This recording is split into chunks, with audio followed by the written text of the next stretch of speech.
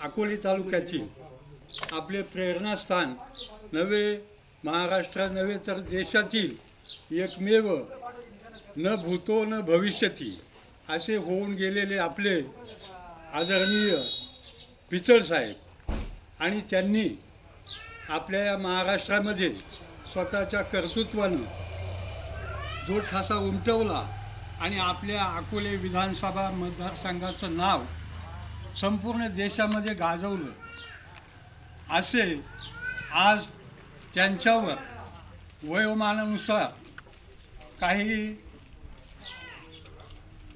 आजारपणामुळं त्यांना काही फिरता येत नाही, पण त्यांचा वारसा चालवणारे आपले तरुण तडफदार नेतृत्व असे आदरणीय वैभव भाऊ पिचड हे येत्या विधानसभा निवडणुकीमध्ये उमेदवाराच्या रूपाने सामोरे जातात।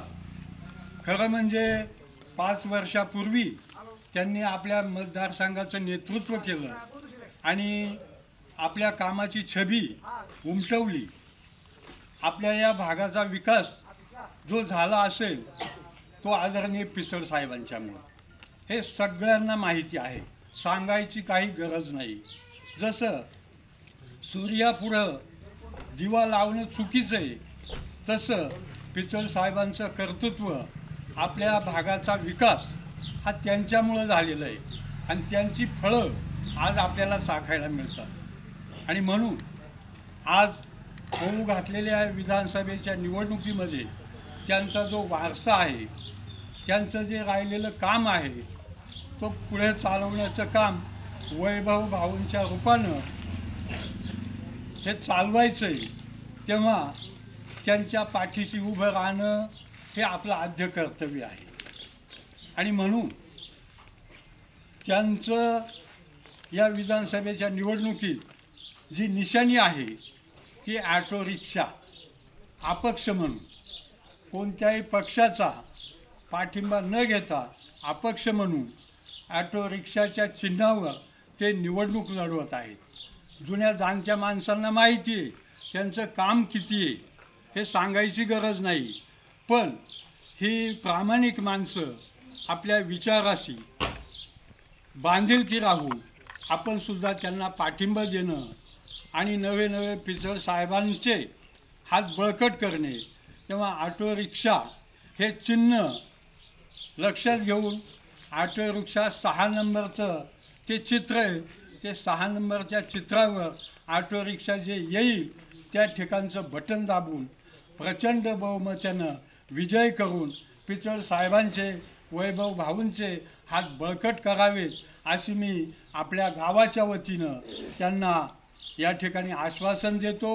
इथून पाठीमागं भरपूर आपल्या गावातून मताधिक्य दिलेलं आहे आणि इथून पुढं सुद्धा त्याची बांधिलकी राहून भाऊंच्या पाठीमागं आपण सर्वांनी उभं राहून प्रत्येक घरातून घराघरामध्ये हा निरोप नेऊन जास्तीत जास्त मतदान घडवून आणावं असे मी त्यांना आपल्या गावाच्या वतीनं आश्वासन देतो आणि थांबतो। या ठिकाणी मान्य त्यांना आपलं मनोगत 24च्या निमित्तानं आज या प्रचार दौऱ्यामध्ये आम्ही या ठिकाणी आलो आहोत। आज आपले उमेदवार अपक्ष उमेदवार आदरणीय भाऊ आणि उपस्थित मतदार बंधू आणि भगिनींनो,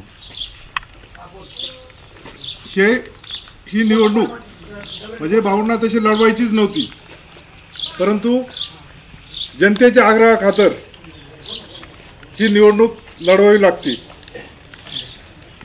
अर्ज भरायला सुद्धा भाऊ इथं आलेले नव्हते, कार्यकर्त्यांनीच आग्रहाखातर तो अर्ज दाखल केला आणि तो माघारीचा सुद्धा अर्ज त्यांनी पाठवून दिला होता, कारण साहेब आजारी असल्या कारणानं भाऊ नाशिकलाच आहेत, तिथंच होते। परंतु या सर्व मंडळीच्या आग्रहाखातर ही निवडणूक आपण लढवित आहोत। ही निवडणूक लढवित असताना काल परवापासून भाऊ या प्रचार दौऱ्यामध्ये आहेत आणि ही निवडणूक आता का लढवायची? पहिलं तुम्ही म्हणायचे की तुम्हाला राग आला होता मतदारांना की भाऊ BJP मध्ये गेले, पण आता ना BJP ना काँग्रेस ना राष्ट्रवादी आता ते अपक्ष म्हणून निवडणूक लढवित आहेत आणि त्यांची निशाणी आहे रिक्षा. या रिक्षाला आपल्याला मतदान करायचे आणि ते का करायचे तर आपला जो उमेदवार आहे हे उमेदवार म्हणजे सुसंस्कृतपणा जो म्हणतात तो त्यांच्या अंगामध्ये आहे. आता एवढ्या 40 वर्षाच्या कालावधीमध्ये तुम्ही पाहिलं असेल, ना कधी कुणाला त्यांनी शिवगाळ केली, ना कधी कुणाला मारहाण केली, ना कुणावर गुन्हे दाखल केले. आणि विद्यमान आमदार लाथाबुक्यांनी मारतात, शिवीगाळ करतात आणि विकासाचा डांगोरा पेटवतात. विकास केला. तुमच्या गावामध्ये बुडीत बांधारा झालेला आहे, त्यामुळं बारमाही तुमचे गावकऱ्यांची सोय झालेली आहे. सभामंडप झाला असेल, रस्ते असतील, हे कुणी केलेलं आहे? साहेबांनीच केलेलं आहे, भाऊंनीच केलेलं आहे. मग त्यांनी एखादं धरण बांधलं का? एखादी संस्था आणली का तालुक्यामध्ये? लोकांना रोजगार उपलब्ध करून दिला का? तर नाही. आणि तुम्ही म्हणाल की मग यांनी कुठं काय केलंय? पण हे बंधारे बांधले, केटीवेर झाले, धरणं बांधली, याच्यामुळं माणूस सक्षम झाला. ज्यांच्या शेतामध्ये पाणी आज आलंय ती माणसं सक्षम झालेली आहेत, शेती समृद्ध झालेली आहे, हिरवीगार शेती झालेली आहे. म्हणजे असं चिरकाल काम भाऊंच्या साहेबांच्या माध्यमातून झालेलं आहे. आणि म्हणून आम्ही मतदान मागायला आलेलो आहे. या निवडणुकीच्या निमित्तानं आपल्याला ह्या सगळ्या गोष्टी डोळ्यासमोर ठेवून भाऊंना मतदान करायचं आहे. कारण हे कोणत्याच पक्षाचं नाही, अपक्षाचं उमेदवार आहे ते. आणि म्हणून त्यासाठी आपली सतसत विवेक बुद्धी वापरून आणि कसं का करायचं आहे मतदान तर विकासाच्या मुद्द्यावर मतदान करायचं आहे. विकास पाहायचा आहे आणि मग मतदान करायचं आहे. आमचे आता भविष्यामध्ये अनेक विजन आहेत. साहेबांनी पर्यटनाचा विकास केला. तुम्ही भंडारदऱ्याला जाऊन पहा, रंध्याला जाऊन पहा, याला रतनवाडीला जाऊन पहा. कळसुबाईच्या शिखरावर लाईट नेली, शिरपुंजाच्या डोंगरावर लाईट नेली. आणि आता काय या 5 वर्षात काय झालं? 4-2 रस्त्यावर कुठं डांबर टाकला असेल, याच्या पलीकडे कुठं काय झालेलं आहे. आणि म्हणून पुन्हा गतवैभव आपल्याला मिळवून द्यायचं असेल तर भाऊंनाच आपल्याला मतदान करायचं आहे आणि प्रचंड मताधिक्यानं निवडून आणायचं आहे. आता तालुक्यातलं एकंदरीत वातावरण पाहता की जनतेनं ठरवलंय की या वेळेला पुन्हा भाऊंना निवडून आणायचं आहे. आणि म्हणून आपणही मागं राहायचं नाही, आपणही जनतेबरोबर राहायचं आहे. आणि म्हणून येत्या 20 तारखेला आपलं चिन्ह आहे रिक्षा आणि क्रमांक आहे 6. त्या 6 नंबरच्या क्रमांकाच्या रिक्षा समोर जे बटन आहे त्या बटनावर ते बटन दाबून आणि भाऊंना प्रचंड मताने निवडून द्या, एवढीच विनंती मी आपल्याला करतो आणि थांबतो. उद्याच्या 20 तारखेला होऊ घातलेल्या या विधानसभेच्या निवडणुकीच्या पार्श्वभूमीवरती अपक्ष उमेदवार म्हणून मी खऱ्या अर्थाने आपल्या या गोंदुशी गावातील सर्वच वडीलधारी मंडळी, माता भगिनी आणि तरुण मित्रांकडं मी आशीर्वाद मागण्यासाठी या ठिकाणी आलेलो. माझ्या अगोदर या ठिकाणी बोलताना शिवी सरांनी सांगितलं आणि गुरुजींनी सांगितलं तर निवडणूक आहे, निवडणुकीला पुढे सामोरे जात असताना काय कशा पद्धतीने गेलं पाहिजे. वास्तविकरित्या या ठिकाणी ही निवडणूक होऊ घालत असताना माझ्या 1 महिन्यापूर्वीच्या काही संकल्पना वेगळ्या होत्या. परंतु जसे साहेब आजारी पडल्यानंतर काही गोष्टींनी या ठिकाणी ठरवलं होतं की निवडणूक लढवायची नाही. साहेब आजारी पडले 15 तारखेला. 4 दिवसानंतर बाईसाहेब परत त्यांचा पाय फ्रॅक्चर झाला, त्याही घरामध्ये पडल्या आणि दोघंही त्या ठिकाणी हॉस्पिटलला असताना निवडणुकीला आपण सामोरे कसं जायचं, लोकांपर्यंत पोहोचू शकत नाही, हॉस्पिटलमधून बाहेर पडू शकत नाही, ही परिस्थिती होती. परंतु कुठेतरी आपण म्हणतो की कार्यकर्त्यांनी बळ दिलं आणि कार्यकर्त्यांनी अर्ज भरायला लावला. अर्ज भरला. परंतु माघारीच्या दिवशी 4 तारखेला मला असं वाटलं परत का परिस्थिती वेगळी आहे, खरोखर आपण बाहेर पडू शकत नाहीत दवाखान्यातून. कारण की ज्या आईवडिलांनी आपल्याला जन्म दिला आणि त्या आईवडिलांची सेवा या परिस्थितीमध्ये करायची नाही तर काय करायचं,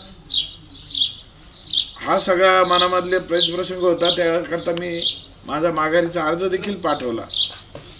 माघारीचा अर्ज पाठवल्यानंतर कार्यकर्त्यांना वाचला आणि कार्यकर्त्यांनी वाचल्यानंतर तो फाडून टाकला.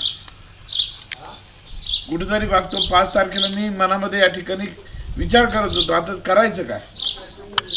5 तारखेला जुन्या जाणत्या कार्यकर्त्यांचे फोन आले, साहेबांचे जुने मित्र आहेत त्यांचे फोन आले आणि त्यांनी मला सांगितलं का पिचड साहेब जर बरे असते तर तुमचा अर्ज भरला असता का नाही. मी म्हटलं भरला असता. पिचड साहेब बरे असते तर तुमच्या निवडणुकीचा प्रचार केला असता का नाही, आशीर्वाद देऊन प्रचार केला असता का नाही. म्हटलं केला असता. आज पिचड साहेब या ठिकाणी आपण बघतो औषधोपचार घेत आहेत, हॉस्पिटलमध्ये ICU मध्ये आहेत, परंतु त्यांचा आशीर्वाद घेऊन तुम्ही लढायचं आहे. आणि ही लढाई करत असताना आपल्याला सर्वांना माहिती आहे सातत्याने पिचड साहेबांचा एक शब्द होता, किंबहुना भंडारदरा धरणाचं जलाशयाला नामकरण झालं. आपण सर्वजण बरेचसे जण त्या ठिकाणी उपस्थित होतात. आद्य क्रांतिकारक राघोजी भांगरे जलाशय हे नामकरण त्या ठिकाणी झालं.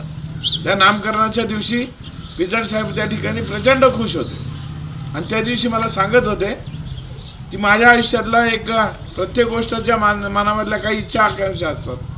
जो पाया ज्यांनी सुरुवात केलेला असतो त्याचा एक दिवस कुठेतरी कळस करायचा असतो. तसं माझ्या आयुष्यामध्ये मी आद्य क्रांतिकारक राघोजी भांगरे जलाशय हे नामकरण ज्या दिवशी होतंय त्या दिवशीचा माझा हा कळस असणार आहे. कारण एकच की जी राघोजी भांगरेंचं कार्य खऱ्या अर्थाने साहेबांनी त्या ठिकाणी शोधलं. डॉक्टर गोविंदगारे साहेब बरोबर घेतले, त्यांच्या माध्यमातून गॅजेट उघडले, गॅजेटमधून त्या ठिकाणी हे कार्य काढलं. दरवर्षी गेले आता 35-40 वर्ष या ठिकाणी झालेत. गेले 35-40 वर्ष साहेब ठाणे जेलला त्या ठिकाणी 2 मेला आवर्जून जातात, त्या ठिकाणी श्रद्धांजली अर्पण करतात का ज्या ठिकाणी राघोजींना फासावर चढवलं त्या ठिकाणी आदरांजली या ठिकाणी व्यक्त करतात. नंतर आपण पाहतो मागच्या वर्षी कोरोना काल म्हणजे कोविडमध्ये साहेबांनी पत्र दिलं होतं का जे ठाणे जेलमधलं जे काही स्मारक आहे ते स्मारक चांगल्या स्वरूपाचं झालं पाहिजे त्याचं पत्र दिलं होतं. त्याच्या अनुषंगाने मागच्या वर्षी 2023ला या ठिकाणी गेले असता त्या ठिकाणी सुंदर स्मारक झालेलं आपल्याला पाहायला भेटतंय. ठाण्याच्या चौकातील नाव हे राघोजी भांगरेंचं दिलेलं आपल्याला पाहायला भेटतंय. राघोजींचा जय जयकार आज खेडोपाड्यांमध्ये आणि प्रत्येक गावागावांमध्ये होतोय. हे खऱ्या अर्थाने एक मानाचं स्वरूप म्हणायला लागतंय. हे सगळं कार्य उभार करत असताना ज्या ब्रिटिशांनी ज्या आदिवासींच्या जमिनी घेतल्या आणि त्याच्यावरती हे भंडारदरा धरण बांधलं, ज्या ब्रिटिशांनी त्यावेळेस लढत असताना राघोजी ज्या रस्त्याने गेला असेल त्या रस्त्याने जात असताना याच धरणावरून जात असताना राघोजींचे पाय त्या ठिकाणी लागलेले असतील. अशा भंडारदरा जलाशयाचं नाव एका ब्रिटिशाचं नाव काढून त्या ठिकाणी आद्य क्रांतिकारकाचं त्यातल्या त्यात आदिवासी क्रांतिकारकाचं नाव त्या ठिकाणी दिलेलं आपल्याला पाहायला भेटतंय. तो खऱ्या अर्थाने साहेब म्हणत होते माझ्या आयुष्यातला कळस झालेला. आणि मग ह्या सगळ्या गोष्टी करत असताना त्या दिवशीची प्रकृती मी म्हटलं तसं त्या दिवशीच्या आमच्या चर्चा वेगळ्या होत्या की निवडणुकीला सामोरे जात असताना काय कशा पद्धतीने करायचं. आणि त्या दिवशी साहेब अतिशय खुश म्हणून म्हणत होते की आपल्याला अपक्ष अर्ज भरायला लागतो का काय अशी परिस्थिती निर्माण होणार आहे. आणि मग या सगळ्या चर्चा झाल्यानंतर साहेब दुसऱ्या दिवशी मुंबईला गेले आणि एक 2-3 दिवस वैद्यकीय तपासण्या करून येत असताना रात्री आल्यानंतर 15 तारखेला सकाळी पहाटे 3-3:30च्या दरम्यान त्यांना अचानकपणे त्रास होऊ लागला. 4 वाजता आम्ही गाडीत घेतलं आणि नाशिकला नेलं. नाशिकला नेल्यानंतर काही त्यांचे ब्रेन स्ट्रोक त्यांना झाला होता आणि डाव्या बाजूचं पॅरलाइज झालेलं आहे, अर्धांगवायूचा झटका आलेला आहे. मग अशा सगळ्या परिस्थितीमध्ये देखील त्यांना त्या ठिकाणी नेलं, त्यांच्यावरचे उपचार झाले आणि उपचार सुरू झाल्यानंतर मला खात्री आहे लवकरात लवकर आपल्यामध्ये येऊन आपल्या बरोबर बसून आपल्याला जे काही समाजाचे प्रश्न असतील ते सोडवले जातील ते सांगतील. बरं अशा सगळ्या परिस्थितीमध्ये सामोरे जात असताना एकीकडं आजारपण आणि दुसरीकडं निवडणूक. ज्यावेळेस कार्यकर्त्यांनी मला फोन करून सांगितलं का पिचड साहेब हा लढवाया कार्यकर्ता आहे आणि हा समाजासाठी लढणारा कार्यकर्ता आहे, तो कुणासाठी या ठिकाणी माघार घेणार नाही बसणार नाही आणि तू जर पिचड साहेबांचा मुलगा असेल तर तुलाही या ठिकाणी आलेल्या परिस्थितीला सामोरं गेलं पाहिजे आणि लढलं पाहिजे. या पद्धतीचे मला त्या ठिकाणी जुन्या कार्यकर्त्यांनी आणि साहेबांच्या मित्रांनी सांगितलं. त्यानंतर खऱ्या अर्थाने आपण बघतो की निवडणुकीला कुठेतरी सुरुवात झालेली आपल्याला पाहायला मिळते। या निवडणुकीमधले आपल्या समोरचे आव्हानं काय आहेत? आपल्या समोरचे आव्हानं आहेत या ठिकाणी आपल्या समोर पाहतो का जी मुळा बारमाही केलेली आहे त्या मुळा बारमाही झाल्यानंतर कुठेतरी सरांनी सांगितलं तसं का शेतीतून पाणी आलं आणि पाण्यामुळे खऱ्या अर्थाने आपल्या कुटुंबामध्ये समृद्धता आली, पैसा अडका आला, मुलांचे शिक्षण झाले असतील, मुलांचं लग्न कार्य झालं असेल, घरांची परिस्थिती सुधारली असेल, या सगळ्या गोष्टी करत असताना या पाण्याचा मोठा हातभार खऱ्या अर्थाने या ठिकाणी लागलेला आपल्याला पाहायला मिळतो। पूर्वीच्या काळी माझ्या माहितीनुसार आपल्या या गोंदुशी गावाकरता एक लिफ्ट योजना देखील खऱ्या अर्थाने साहेबांनी देऊन केली का ज्याच्या माध्यमातून खऱ्या अर्थाने कष्टकरी गोरगरीब शेतकऱ्यांच्या शेतीमध्ये पाणी गेलं पाहिजे या उद्दिष्ट त्या ठिकाणी होता। आजही आपण बघतोय का ज्या संकल्पना घेतल्यात या संकल्पना पुढे घेऊन जात असताना आजही तालुक्यामधल्या अनेक गोष्टी आहेत, आरोग्याच्या बाबतीतल्या असतील, दळणवळण रस्त्यांच्या संदर्भातल्या असतील। आजही मला आठवतंय एक दिवस या गावामध्ये अशीच पुढच्या सभामंडपामध्ये बैठक चालू होती आणि त्या बैठकीमध्ये साहेबांना सांगितलं, साहेब इथपर्यंत येतो, हा पूल आम्हाला कधी होऊन मिळणार? हे ज्यावेळेस या जुन्या कार्यकर्त्यांनी सांगितलं, साहेबांनी लगेच तातडीने हा पूल देखील करून दिलेला आहे। ज्या गोष्टी मागितल्या त्या देण्याचं खऱ्या अर्थाने काम झालेलं आपल्याला पाहायला भेटतंय। आणि एकीकडे हे काम या तालुक्यामध्ये पुढे आपल्या सर्वांना परिचित आहे का पाणीदार नेतृत्व किंबहुना पिचड साहेब आणि पाणी याचं एक समीकरण झालं होतं की काय असं सांगावंसं वाटतं का ज्या ठिकाणी आपण बघतो का गाव आहेत त्या ठिकाणी पाण्याचे साठे मग केटीवर असू द्या, बंधारे असू द्या, कारण की मागच्या कालखंडामध्ये मी ज्यावेळेस आमदार होतो त्यावेळेस आपला जुना बाल तिकडं ओढ्याचा बंधारा होता त्यालाही मी चालवतो सुरू करून द्या। त्या ठिकाणी आपण पाहत असाल का पाणी अडवण्याचं धोरण हे वंदनीय पिचड साहेबांच्या कालखंडामध्ये खऱ्या अर्थाने सुरुवात झाली। या पाण्यामुळे खऱ्या अर्थाने हा तालुक्याचं स्वरूप अतिशय बदलतं या ठिकाणी दिसलंय। आणि मग हे बदलतं स्वरूप पाहत असताना मागच्या 5 वर्षापूर्वी काय सांगितलं गेलं, मुळा नदीवरची केटीवर कोणी बांधले म्हणजे शरद पवारांनी बांधलं, काय अजितदादांनी बांधलं, शरद पवारांनी बांधलं। मग मागच्या या आता एकीकडे आपण बघतो सांगितलं जातंय 2500 कोटी रुपये या ठिकाणी आले आणि मग हे 2500 कोटी आल्यानंतर आपण पाहतोय की आजही मी पाहतोय तालुक्यातील रस्त्यांची अवस्था ही दुरावस्था झालेली आपल्याला पाहायला मिळते।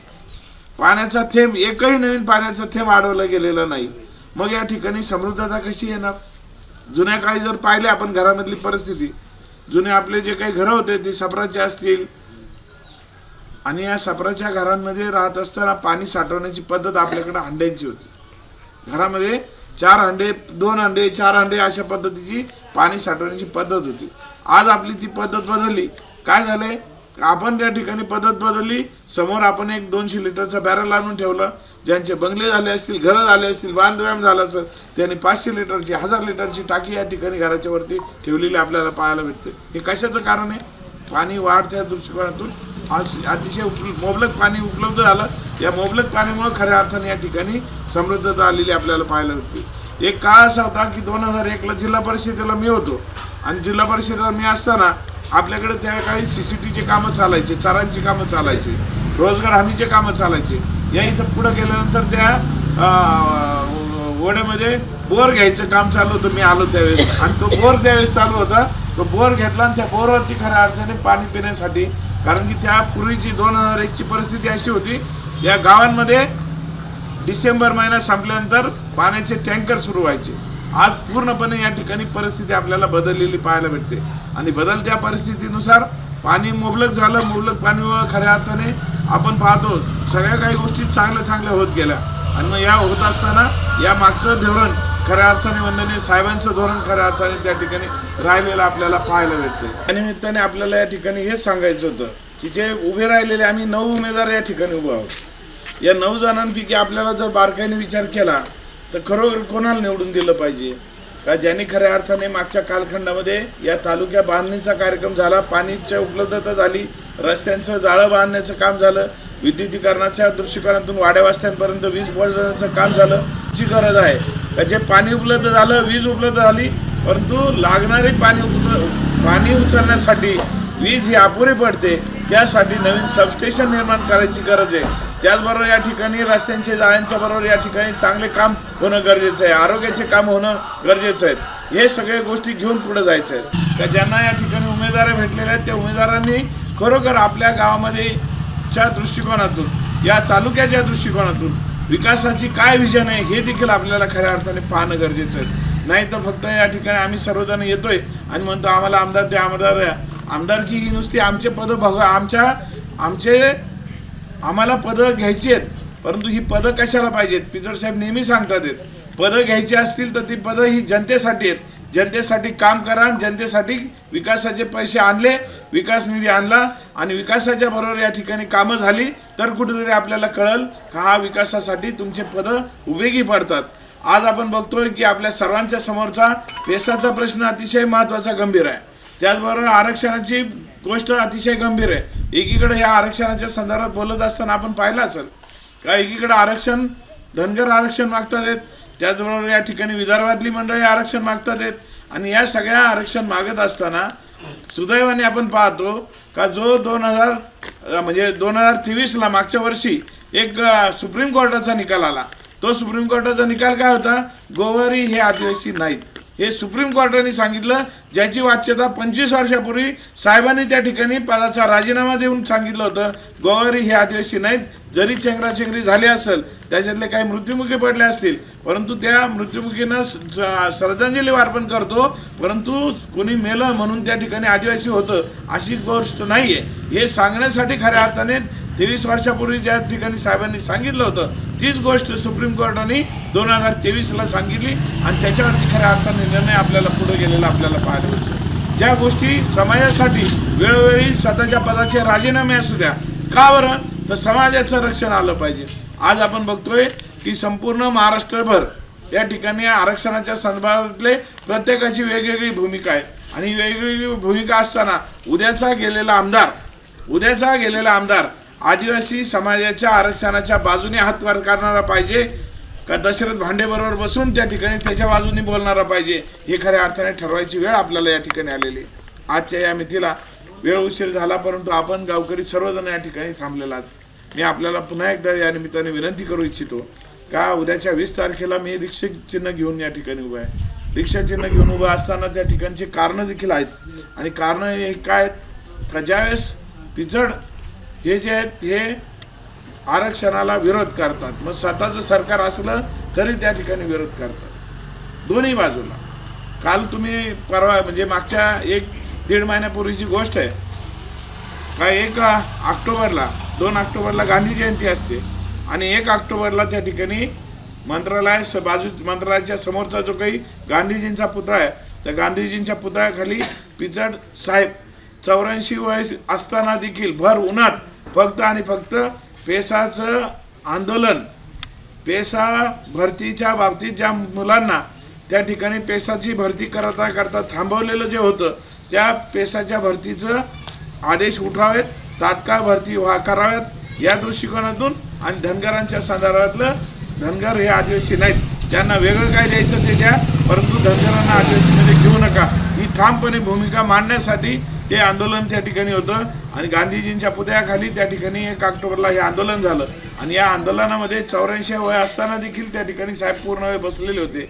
आणि आपण पाहत असाल का मुख्यमंत्र्यांनी कॅबिनेट मिटिंग आटवल्यानंतर तातडीने 5 मंत्र्यांना पाठवलं आणि त्यांना त्या ठिकाणी सन्मानाने घेऊन गेले आणि त्या ठिकाणी ज्या गोष्टी होत्या त्या मान्य केल्या आणि मग साहेबांना आम्ही त्या ठिकाणी निघून आलेलो हे आपल्याला जरूर आवर्जून सांगितलं. आजही 84 वय असताना देखील आदिवासी समाजाच्या संदर्भातल्या ज्या गोष्टी असतील, चांगल्या गोष्टी असतील, त्या चांगल्या गोष्टींना सदैव पाठपुरावा करण्यासाठी साहेब सदैव वचनबद्ध राहिलेले असतील आणि हेच वचनबद्धता घेऊन मी आपल्या सर्वांसमोर आलेलो आहे. पुन्हा एकदा आपल्याला या ठिकाणी एवढंच विनंती करू इच्छितो का उद्याच्या होऊ घातलेल्या या निवडणुकीमध्ये तुमच्या वडीलधारी मंडळींची आणि तरुणांची साथ वडीलधारी मंडळीचा आशीर्वाद मागण्यासाठी मी या ठिकाणी आलेलो आहे. मला या ठिकाणी खात्री आहे का एक काळचं आपलं हे गाव तर अख्ख्या डांगण भागामध्ये बागायती गाव म्हणून अतिशय चांगले बागायत म्हणून खऱ्या अर्थाने प्रसिद्ध आहे. गाडी देताना सरांची आमची तीच चर्चा चालू होती काय पूर्ण 40गाव डांगणामध्ये सर्वात सुपीकता सर्वात सुपीकता आणि चांगल्या पद्धतीचं पीक घेणारं म्हणून गाव याची ख्याती राहिलेली आहे. उद्याच्या या कालखंडामध्ये देखील भविष्यातलं हे चांगल्या पद्धतीचं गाव या ठिकाणी ज्या पडीत जमीन आहे त्या ओलित्या खाली आल्या पाहिजेत, या दृष्टिकोनातून व्हिजन घेऊन खऱ्या अर्थाने आपल्याला काम उभं करायचं आहे. आणि हे उभं काम करत असताना तुमची मला या ठिकाणी खंबीर साथ हवी आहे हे सांगण्यासाठी मी या ठिकाणी आवर्जून उपस्थित झालेलो आहे. पुन्हा एकदा आज या ठिकाणी आपण सर्वजण उपस्थित राहिलात त्याबद्दल आपल्या सर्वांचे मनापासून आभार व्यक्त करतो. याच ठिकाणी जय हिंद.